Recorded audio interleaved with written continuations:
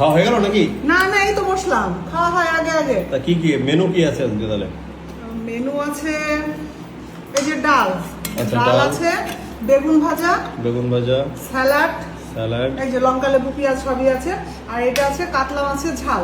আচ্ছা অমিতকে তাহলে দিয়ে দিই, অমিত দাও। একটু খেয়ে বলুক কিরম হয়েছে। অমিত ফটাফট খাও, খেয়ে বলো কিরম হয়েছে। যাই হোক ভালো বলবা। হ্যাঁ, খারাপ বলা যাবে না। হ্যাঁ, খারাপ বলা যাবে না। বাহ, মটনে তো দুর্দান্ত কালার হয়েছে। আর এই যে মটন,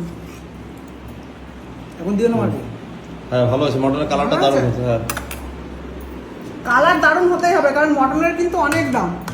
আর ঠিক, এখন একটু দাম বেশি। এরকম বাটির মধ্যে একটা মাংস আর একটা আলু দিয়ে দিতে হবে। এ দারুণ হবে মোটামুটি।